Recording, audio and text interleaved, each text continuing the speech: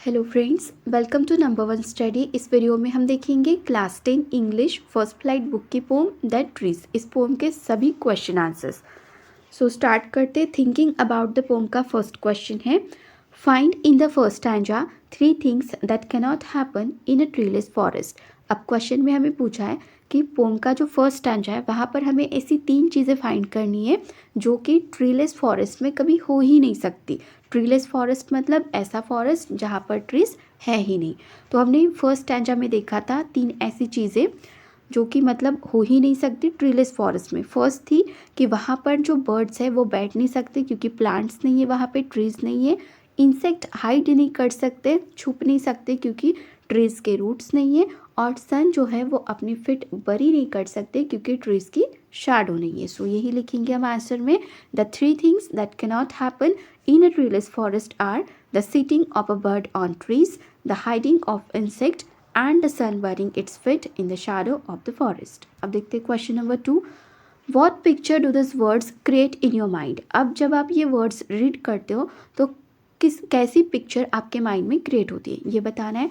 अब सेंटेंस क्या है, सन बरी it's fit in Shadow. Stanza number 1 की जब आप ये लाइन रीड करते हो, सन बरी इट्स फिट इन शैडो, तो कैसी पिक्चर आपके माइंड में क्रिएट होती है ये बताना है। और एक क्वेश्चन है, what could the poet mean by the sun's fit.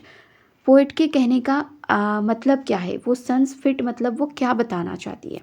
सो इसका आंसर होगा the sun's fit refers to the rays of the sun that fall on the earth. मतलब सन की जो रेज अर्थ पर गिरती हैं वही उसी चीज़ को पोएट ने बोला है सन्स फिट। ठीक हो गया। When there is no shadow on the ground because there are no trees, क्योंकि ट्रीज नहीं है फॉरेस्ट में तो ग्राउंड पर कोई शैडो नहीं होगी। The rays fall directly on the ground, तो इससे क्या होगा, शैडो नहीं है तो जो सन की रेज है वो डायरेक्टली ग्राउंड पर गिरेगी, है ना। In a forest with trees the shadow hide the sun rays and it seems that the sun is burying its feet in the shadow that fall from the trees। लेकिन ऐसा forest जहाँ पर trees है तो क्या होता है, trees की शैडो बनती है ग्राउंड पर, और जब सन की रेज आती है तो वो डायरेक्ट ग्राउंड पर नहीं आती। जो ट्रीज की शैडो होती है तो ऐसा लगता है कि सन के जो रेज है मतलब सन के फिट, उन्होंने क्या किया है, अपने फिट को बरी किया है ट्रीज की शैडो में। तो अब क्योंकि ये ट्रीलेस फॉरेस्ट है तो यहाँ पर सन जो है वो अपनी फिट शैडो में बरी नहीं कर सकता। क्वेश्चन नंबर 2 का फर्स्ट देखते हैं, where are the trees in the poem. इस पोएम के जो ट्रीज है वो कहाँ पर है। What do their roots, their leaves and their twigs do.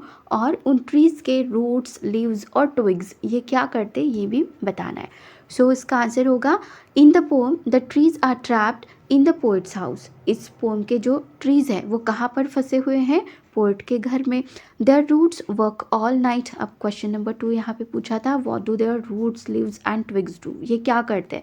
So roots क्या करते हैं, roots work all night to disengage themselves from the cracks in the veranda floor. अब जो वरांडा फ्लोर है तो वहाँ की जो क्रैक्स है उन क्रैक्स में से वो बाहर निकलना चाहते, इसके लिए वो बहुत ज़्यादा काम कर रहे, रात को डिसएंगेज कर रहे खुद को। डिसएंगेज मतलब सेपरेट कर रहे खुद को ज़मीन से। लीव्स क्या करते हैं, the leaves try very hard to move towards a glass and put a lot of pressure on it so that it break while the small twigs get stuck with exertion. मतलब तीनों के तीनों बहुत ज़्यादा मेहनत कर रहे हैं फ्री होने के लिए। जो लीव्स है वो क्या कर रही है, बहुत ज़्यादा प्रेशर लगा रही है ग्लास पर कि जिससे ग्लास जो है वो ब्रेक हो जाए। वैसे ट्विग्स मतलब जो छोटे छोटे स्टेम होते हैं ये भी बहुत ज़्यादा मेहनत कर रहे हैं खुद को फ्री कराने के लिए। अब देखते हैं क्वेश्चन नंबर 2 का second question, what does a poet compare their branches to. अब इसमें पूछा है कि जो पोएट है वो ब्रांचेस को किसके साथ कंपेयर कर रहे हैं।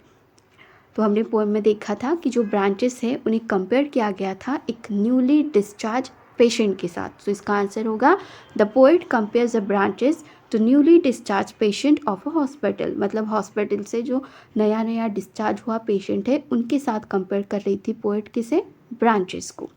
The large branches of the trees become cramped due to the roof above them. जो लार्ज ब्रांचेस है ट्रीज की वो क्रैम्ड मतलब उन्हें कैसा लग रहा है, तंग लग रहा है, वहाँ पर वो बहुत ही ज़्यादा सफोकेट वहाँ पे फील कर रही है। किसकी वजह से, रूफ की वजह से।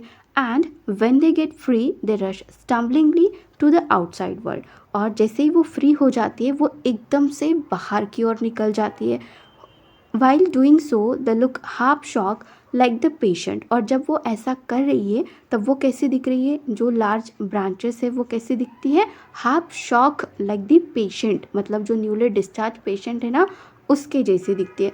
Who wait for a long time to get out of the hospital, क्योंकि वो लॉन्ग टाइम से हॉस्पिटल में था और किसी को भी हॉस्पिटल में रहना पसंद नहीं होता। तो जैसे पेशेंट को लगता है हॉस्पिटल के कि अब जितनी जल्दी हो सके वो हॉस्पिटल से बाहर निकले, बिल्कुल वही फीलिंग किस में है, तो ट्रीज़ में है, ट्रीज़ के ब्रांचेस में है।